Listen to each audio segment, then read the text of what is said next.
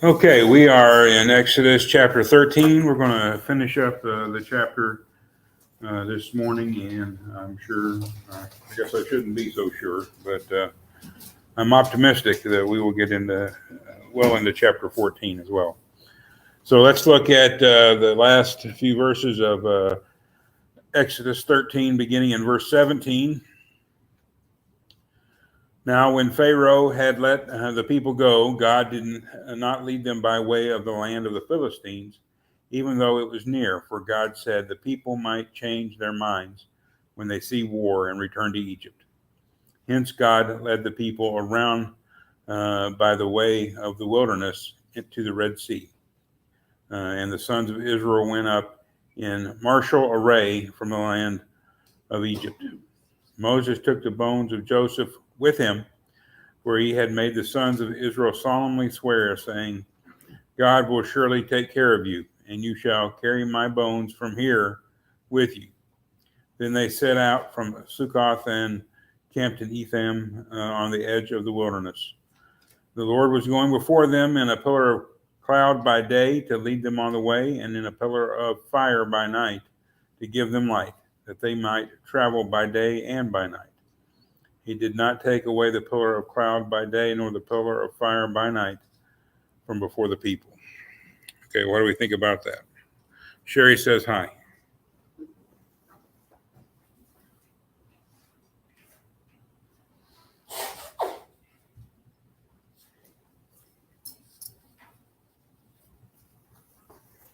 Definitely the way that we may think is the easiest or the best thing to do in our life sometimes isn't really the route that we need to go for what we're equipped to deal with. A wise man once said that the shortest distance between points A and B is a straight line in the opposite direction. So, yeah. God's leadership is the foremost theme of this section of scripture, this passage. And his leadership is not always in accordance with the apparent wisdom that humans can muster. He can look at things differently from a broader and more encompassing perspective than we can. And he sees that taking them the shortest path is not the best path. And so he's going to take them in a different direction. And we're going to see in chapter 14, there's another purpose behind it. But, when Sherry and I go back and forth between here and King County, there's basically two main ways. There's several in the summertime that you can go. They're not as quick, but the quickest ways are to drop down from Ellensburg through Yakima and come down to the Tri-Cities that way, or to go on and drop down off of I-90 and come down through Vantage and come out in Richland and all of that. So distance-wise, I don't know that there's really that much difference time-wise or distance-wise when things are going well. For me, it depends somewhat on what vehicle I'm driving. If I'm in the Nissan, I'll go whatever way they tell me is the fastest, because that's fine.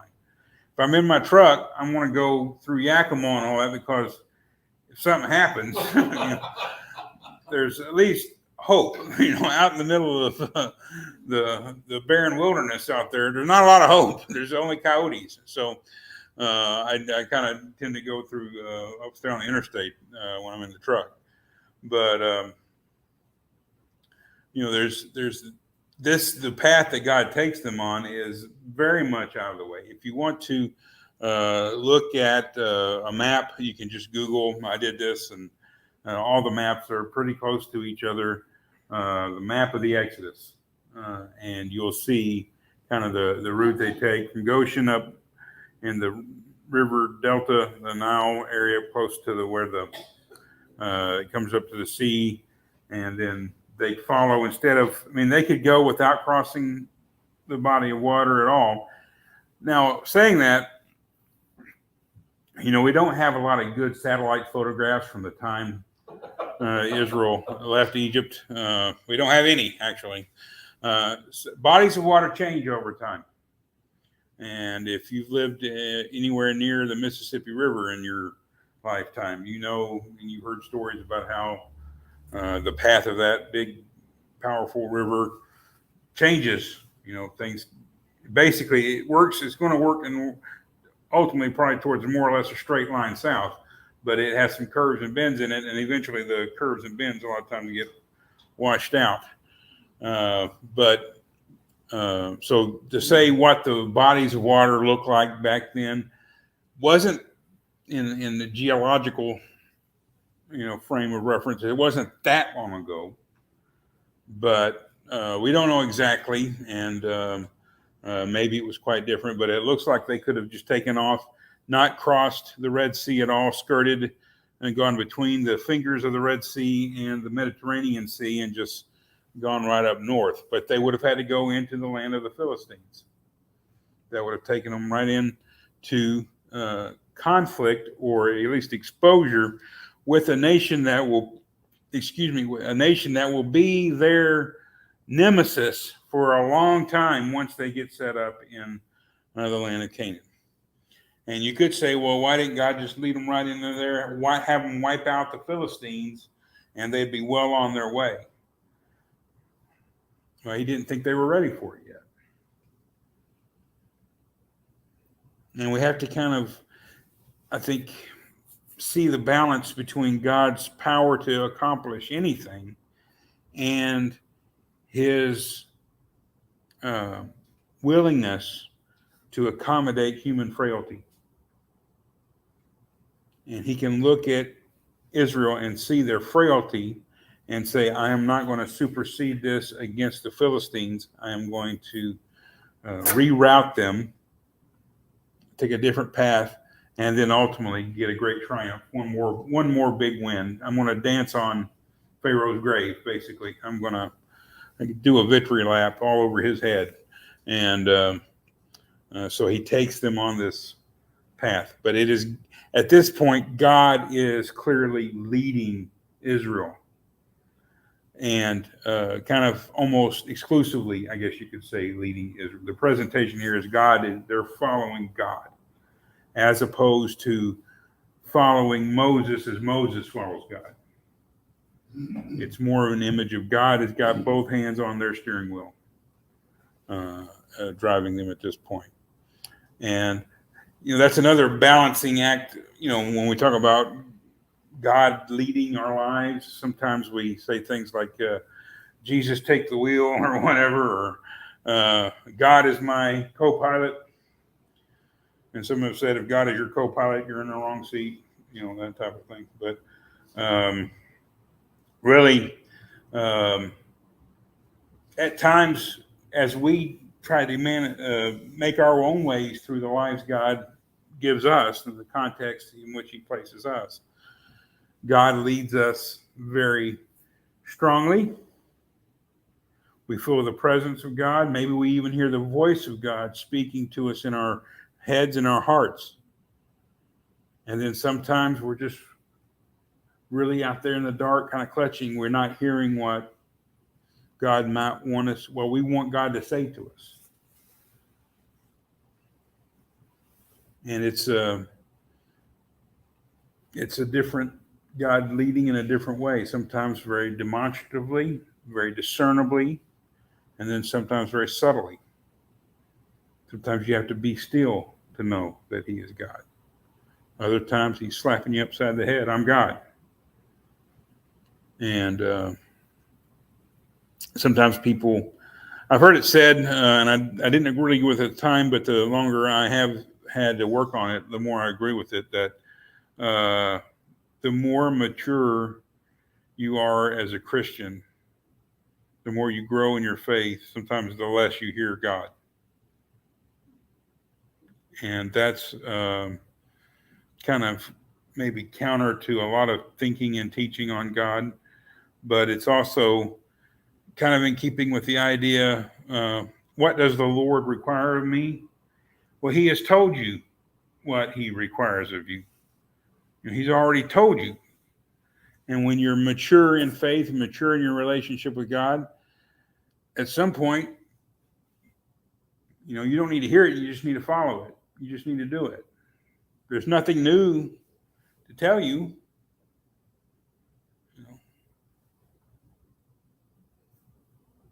Do justice, love mercy, walk humbly with your God. What does that mean? How does that look in actually living? Sometimes God has to show us this is what it looks like to do these things. And then other times we know it and we just have to submit to God's will and live that way, even though it's not what we want to do. So this is a passage where it's very important. The leadership of God is absolutely essential and exclusive, I think. It's where God is doing the driving and everyone else, they're the kids in the back of the car, sit down and shut up. You never had to tell your kids to sit down and shut up, did you, in the car, Connie? Doesn't work. Did Robert ever threaten to turn this car around right now? Yeah, pull it over was the worst. I mean, go back home. I was fine with that. Do not pull this car over, Dad. Keep going. No. So it's also similar, I think, to how the Bible is written. At times, you can see God taking the hand of the humans that wrote Scripture and just doing this. This is what you're going to say. And then other times, you can see God kind of giving the authors themselves a voice. They can say things that maybe are not exactly what even God wants or agrees with, but he lets them say it. And I'm thinking particularly if you read the book of Judges, if you think the Bible is boring, then you need to read the book of Judges, because it's a lot of things, but boring is not one of them. And one of the things that comes up every now and then in the book of Judges is all of these things happened at a time when Israel had no king and everyone did as they pleased. So there is this subtext or repeated theme that comes up in the book of Judges, which is pointing to and advocating for an earthly monarch. Did God want Israel to have an earthly monarch? No. But the person writing the story looks back, perhaps during the monarchy or during the Babylonian captivity, and is hoping for a restoration of Israel with a monarchy, and says, it was chaos before the kings came along. And from a certain perspective, maybe it was. But it's a different take on the situation, and God is willing, and he's big enough and strong enough to allow some disagreement. Jesus, before he's crucified, he has no desire to go to the cross, does he? He makes that plain.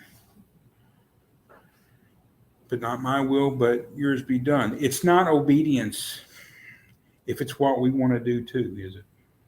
I mean, that's really the sticking point, is not when we all agree with God. The sticking point is when we don't agree with God. What do?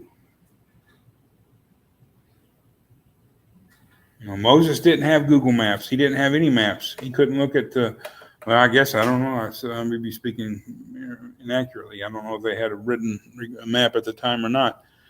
But he couldn't look at this and say, God, you are taking us completely in the wrong direction. My parents almost never fought in front of us as kids. I almost never saw them disagree or argue or anything like that. Occasionally, they would get a little snippy in the car. Mom was good at reading a map. It wasn't like she couldn't give him directions, but a lot of times when she was telling him, that didn't make sense. That didn't jibe with what he thought he had to do, And sometimes he was right. Sometimes, most of the time, she was right. And occasionally the map was wrong, I guess. So it was, and sometimes back then you'd run up on road construction or something like that, and there's not an easy rerouting. There's nobody telling you, take this exit. And you're like, no. And then I should have taken that exit. So it was a different world, I guess, back then, a little more adventurous when you went on a road trip. And so Moses could have looked at this and seen this direction. We need to go northeast, and you're taking us southeast. There's no big body of water between where we are and where we need to go, and you're putting a big body of water between where we are going and where we need to go. You're making this trip a lot more difficult than it needs to be. Ultimately, Israel makes it incredibly more difficult than it needed to be, but God starts them off on a circuitous path. But that's the leadership. They're not ready to face the Philistines in war. Again, God can do anything, but he looks at the human frailty and says, not yet. They may want to go back to Egypt when they see the Philistines. Well, he has a good reason, because then 2 months later, they want to go back to Egypt because they're hungry. Mm-hmm. Go back, they had melons and whatever. So that's the trouble with reading ahead. No, that's not the trouble. It kind of helps put it in context to go back, and you can see what's coming along. And it's I'm sure this summer the local high school football teams are going to be working really hard to get ready for the season. And when Wahai gets ready to play, if they play College Place, they'll be ready. They'll feel like we got a good chance. If Wahai got bust up, okay, you're going to play the Seattle Seahawks. They wouldn't be ready for the Seahawks, would they? Even if the Seahawks aren't very good this year, and they're getting a new quarterback, so who knows if they're going to be any good. But they wouldn't be ready, no matter, they're not ready for the Seahawks. So the Blue Devils don't need to play the Seahawks this fall. Maybe the Cougars, maybe the Huskies. The Cougars were better than the Huskies last year, so They might take the Vandals on them. they might take the Vandals. They have trouble finding somebody. Maybe the Pioneers. Maybe there's some other teams. Maybe the Beavers or the Ducks. Probably not the Ducks. They're maybe ready to fight, but not ready to fight the Philistines. They're not ready. We will see in chapter 14. They're really not ready to fight Egypt either. But God, again, the leadership comprises his ability to do anything with the fact that he's dealing with humans. And they are taking the bones of Joseph with them. So Joseph had led Israel as a family into Egypt, and he would be taken by Israel up out of Egypt. And we talked about this a little bit during the Genesis class, how Joseph is a man of two worlds in a sense. He is completely Hebrew by birth, but in a sense Egyptian, not by in his entire upbringing, but by probably most of his upbringing and his entire adult life. So he has Egyptian wife, Egyptian sons. He's kind of in both worlds. And but the hope is never in Egypt. The hope is always in the promised land, the land sworn to Abraham. And so that, taking Joseph, the favored son, the son in whom Jacob was well pleased, back with them is a very important thing to do as well. Okay. Any other thoughts before we move on to chapter 14?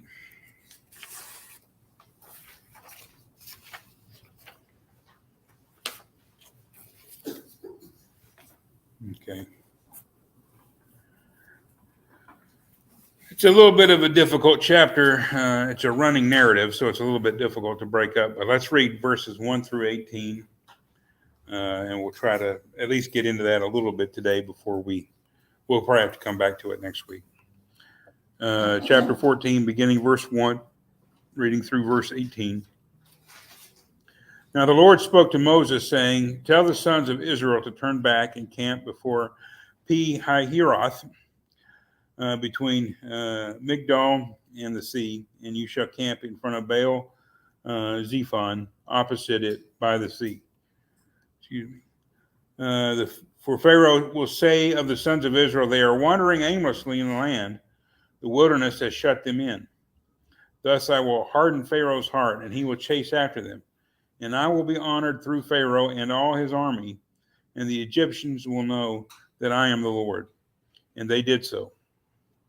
When the king of Egypt was told that the people had fled, Pharaoh and his servants had a change of heart toward the people, and they said, What is this we have done that we have let Israel go from serving us? So he made his chariots ready and took his people with him. And he took 600 select chariots and all the other chariots of Egypt with officers over all of them. The Lord hardened the heart of Pharaoh, king of Egypt, and he chased after the sons of Israel as the sons of Israel were going out boldly. Then the Egyptians chased after them with all the horses and chariots of Pharaoh, his horsemen and his army, and they overtook them camping by the sea by Pi-hahiroth in front of Baal Zephon. As Pharaoh drew near, the sons of Israel looked, and behold, the Egyptians were marching after them, and they became very frightened. So the sons of Israel cried out to the Lord. Then they said to Moses, Is it because there were no graves in Egypt that you have taken us away to die in the wilderness? Why have you dealt with us in this way, bringing us out of Egypt? Is this not the word that we spoke to you in Egypt, saying, Leave us alone, that we may serve the Egyptians? For it would have been better for us to serve the Egyptians than to die in the wilderness. Give me liberty or give me death, huh? But Moses said to the people, Do not fear. Stand by and see the salvation of the Lord, which he will accomplish for you today. For the Egyptians whom you have seen today, you will never see them again forever. The Lord will fight for you while you keep silent. Then the Lord said to Moses, Why are you crying out to me? Tell the sons of Israel to go forward. As for you, lift up your staff and stretch out your hand over the sea and divide it. And the sons of Israel shall go through the midst of the sea on dry land. As for me, behold, I will harden the hearts of the Egyptians, so that they will go in after them, and I will be honored through Pharaoh and all his army, through his chariots and his horsemen. Then the Egyptians will know that I am the Lord, when I am honored through Pharaoh, through his chariots and his horsemen. Okay, what do we think about that?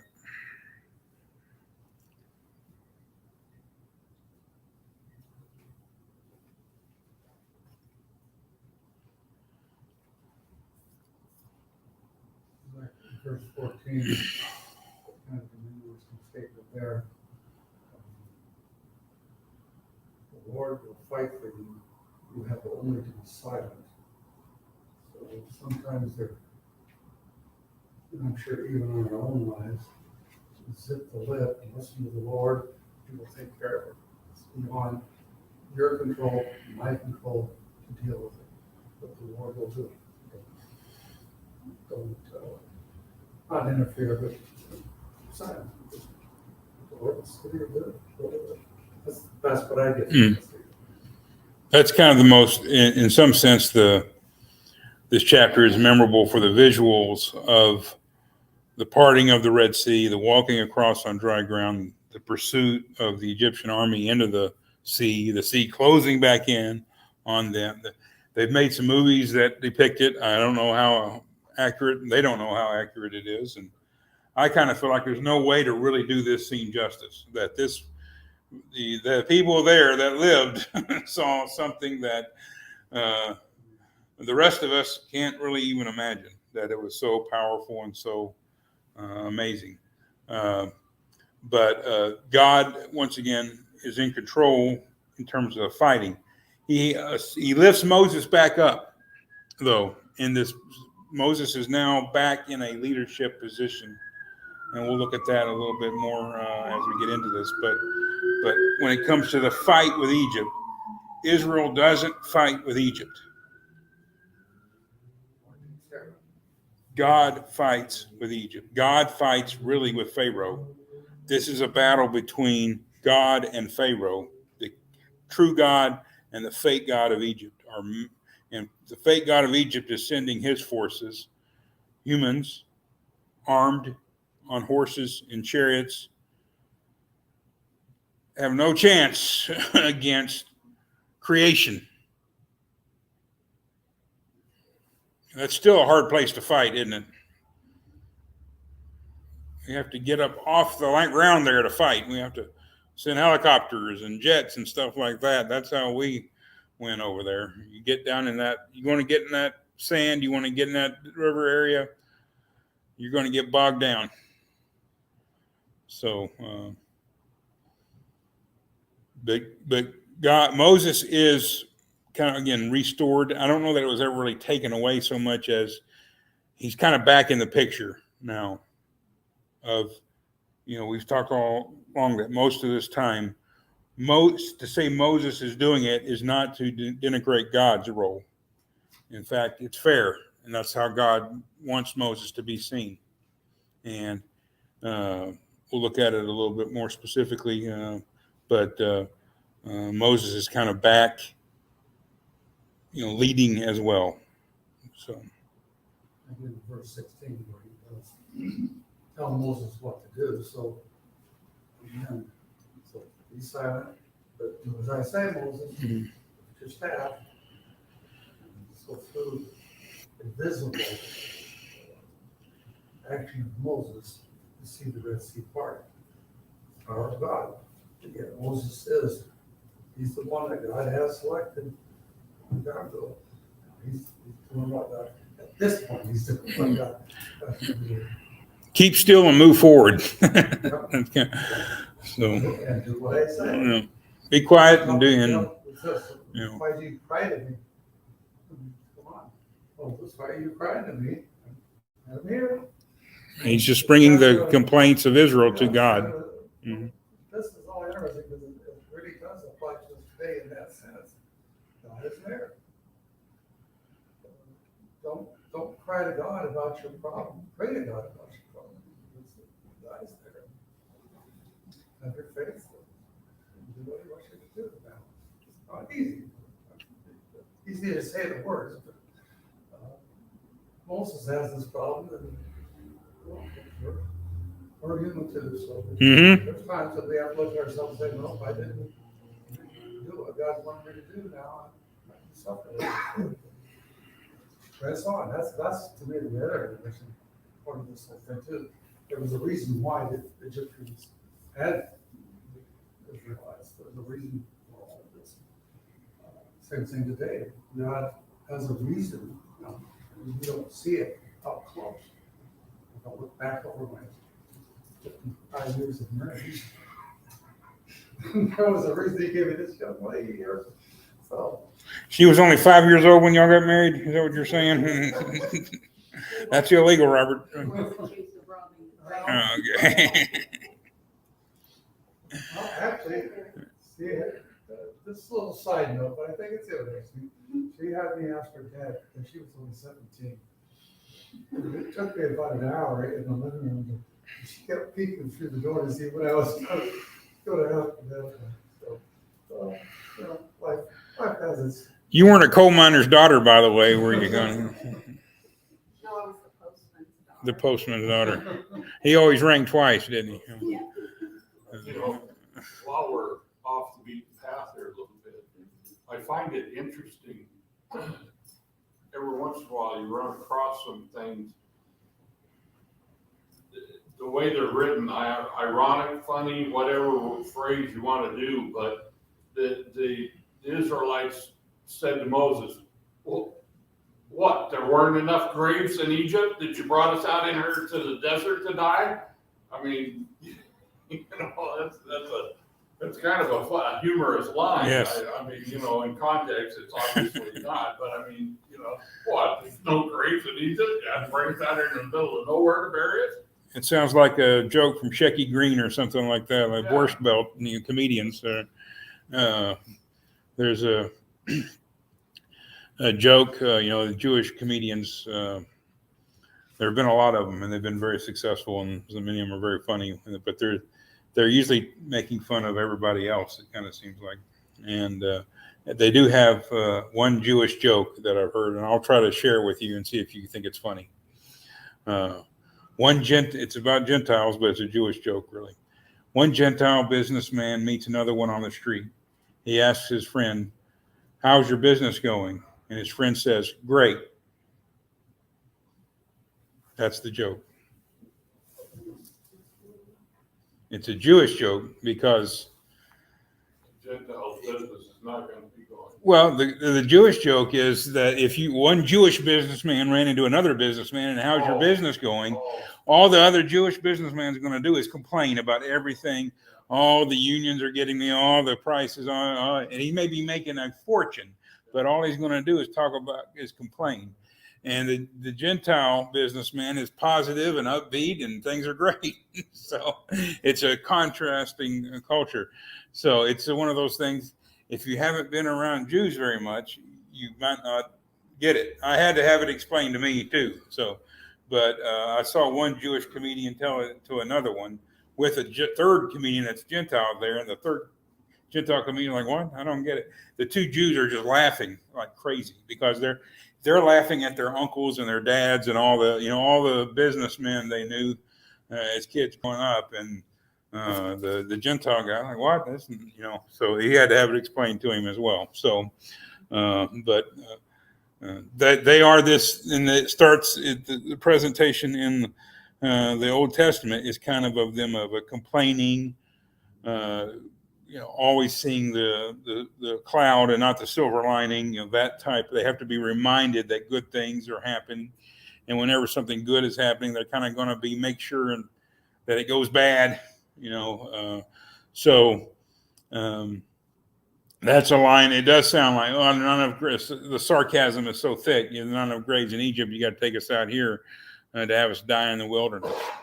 Of course, they're all going to die in the wilderness, aren't they? That's the thing. It's something that if you've read way ahead, you know that. And for most of y'all, I doubt very many of y'all, this is your first trip through the text. Hi, Dahlia. Hope you feel better soon.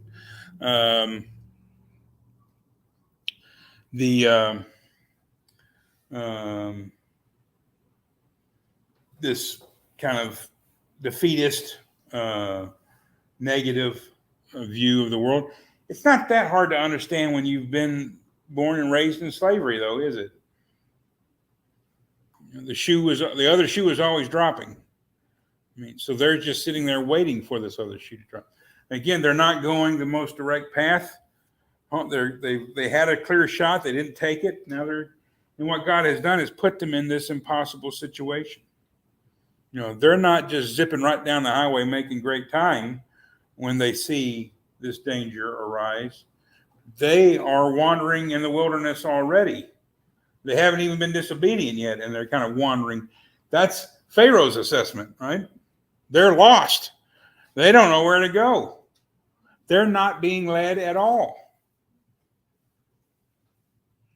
They're vulnerable. Now they got their back up against the sea, and here comes the Egyptian army. There's no real way of escape.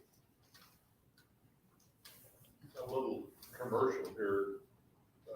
People ought to request your backstory here, or whatever you want to call it, your handouts that you give for these, because you made some points, and that was one of them that we don't think about. But Pharaoh sees these people wandering around and says, well, they're lost. They're not being led in a direct line. I can go out there if this is the way they're escaping. I can go catch them. We get this taken care of right quick. And May not even have to have a battle. May just kill Moses and they come back with me. yeah, So They probably would have been happy. if they they may kill would have liked- Moses they would have liked- and Yeah, take us back. poor Pharaoh. We want some You know. cucumbers. Yeah. So it's it's a story again when you kind of see the details. When you study it, even sometimes you skip over these details to get to the theological point in there, and that's the most important part. But sometimes we lose the theology if we don't look at the details. And God has led them kind of into a position where they're completely vulnerable, where they can be overwhelmed, at least according to their thoughts, their view of things, and Pharaoh's view of things. So he's put them. You never want to put a body of water between yourself and your own way of escape. When I was in college, I was very privileged to take our Harding University's Civil War class with Uncle Verge. He was the professor. I don't remember his last name, but first name was Virgil, and he wanted everybody to call him Uncle Verge. And Uncle Verge took us on a trip, a Civil War battlefield trip, one overnight in Jackson, Mississippi. We left Searcy, stopped off in western Tennessee at the Shiloh battlefield, the Civil War battlefield site. Then went down, spent the night in Jackson, came back up through Vicksburg, ate a really nice lunch at a kind of a fancy place there in Vicksburg, and then came back to Searcy. So all the big sites for sure. But the Shiloh battle was a 2-day battle, if I recall correctly.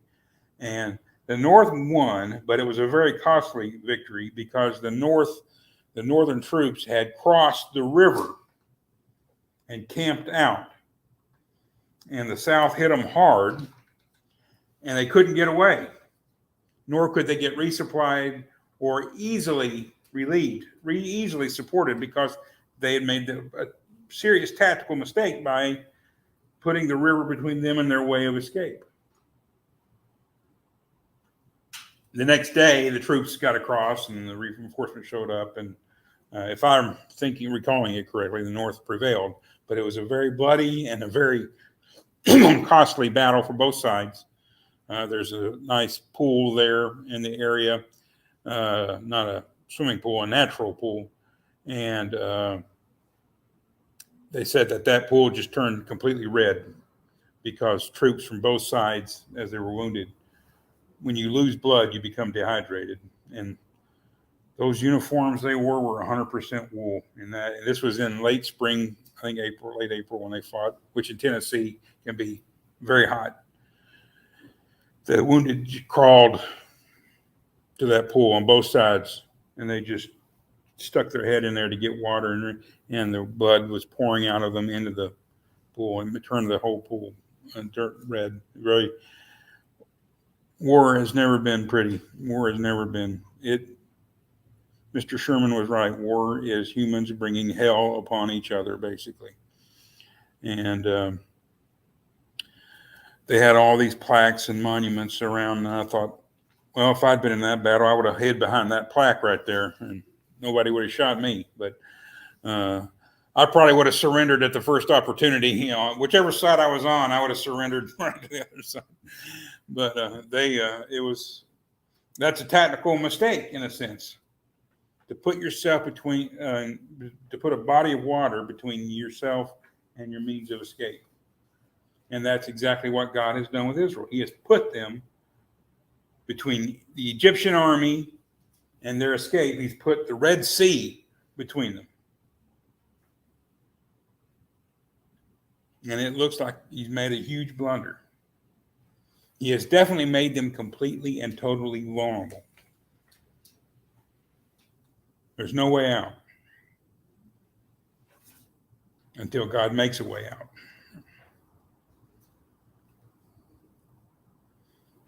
But all of this is happening, again, in chapter 13. The reason for the circuitous path is they're not ready for war yet. If they're not ready to fight the Philistines, they're not going to be ready to fight the Egyptians. But seeing this hardens Pharaoh's heart, hardens his servant's heart. Let's go get them back. Let's show them for their defiance to us. And it gives God a chance to do one more great victory on Egypt on their way out. Now, this doesn't keep Egypt from going up into Canaan. Probably the greatest king of Israel's history was a guy named Josiah, who comes late in the monarchy. And he is killed when he goes out to battle against Necho, another king of Egypt, later on. So they have, and that's the thing, they're supposed to sever ties completely with Egypt after they've escaped. They don't. They kind of keep going back. Once they get kings are powerful. They have a lot of money. What do rich, powerful men like? For some reason, they really like horses, don't they? Well, guess who has the best horses? Egypt. Egypt has the best horses. So they kind of get their ties. They keep them up with Egypt, even though they shouldn't. They look to Egypt when the Assyrians, the Babylonians are trying to pressure them. Maybe Egypt can protect us. We'll pay them to protect us. We'll get into their allegiance with them. We would say it doesn't happen today, but I believe early this morning in Europe, Finland and Sweden were both invited to join NATO. It's been called a big blow to Putin. We'll see. I mean, I don't know how it's going to shake out, but looking to foreign powers, looking to other countries to protect your country does not have a great track record of success over the long haul of human history. Egypt wasn't supposed to look to anyone, Israel was not supposed to look to anyone else for protection, and they end up looking back to Egypt. So this doesn't sever the ties, but this is a big triumph and maybe gives them a long time before they reconnect with Egypt. So Egypt has saved Israel. Egypt is birthing. They're still finally, this is the last push, really, you could say, of Egypt birthing Israel into the world, pushing them through the waters out into the land. But it's still going to be a great victory for God. Israel is not to fight. They are not there to get the victory. God is going to triumph for them. And we'll look a little bit more specifically at the talk, the kind of the pep talk Moses gives Israel. It's an interesting order of things. You have the complaint from Israel, the pep talk from Moses, and then God speaks in our text. And maybe that's a reflection of some editing, but it seems like it would be more likely that God talked to Moses before Moses talked to the people. But this is what we have, so this is what we're going to go with. And it's I think the message of Moses to Israel is the most theologically rich part of the chapter. I know you've heard it. You've heard people try to explain geographically, climatologically, or whatever that term is, somehow explain how the waters parted. And that it was a really low tide. It was there was a tsunami out in the Red Sea that pulled all the water out before it came rushing back in. I'm not saying God didn't use natural occurring elements to bring this about. That's not the theological message, though, is it? I mean, the theological message, and we'll pick up with this next week, really, is Moses, you divide the water. Now, that's a tough one to work on anyway, isn't it? Hey, Moses, go part the sea. Okay. That's the message, is that God parted the sea. He had water on both sides and they walked across on dry ground. That's the message. That's the theological message. And if you want to try to find some rational, scientific, geological, whatever explanation for it, have fun. knock yourself out. But the people of faith believe God parted the Red Sea. Everything else is an attempt to comprehend this outside of faith because we don't really believe, I think. That's the way I look at a lot of this stuff, is when we can't take it on faith, we have to try to explain it scientifically. We can't explain how a man can live inside a fish for 3 days. So we have to try to figure it out. Well, if it was a big enough fish and it had a real slow metabolism. Yeah, there was a flood that was over Mount Everest. Well, if enough rain and good luck with that. You're going to have a hard time convincing anybody with scientific arguments of those things. And that's not really the point. That's not what the Bible's trying to do. The Bible isn't trying to prove Neil deGrasse Tyson wrong. You may be trying to prove him wrong, but the Bible isn't. The Bible is telling you live by faith. And the more impossible it is, the greater God's accomplishment, right? If it absolutely positively could never have happened, but it did. Okay. We'll pick back up there. Carol, sorry I kept you a little late. We'll pick back up there next week. We'll, I think, get through the chapter. I don't know if we'll get into 15 or not, but we'll get through 14 next time.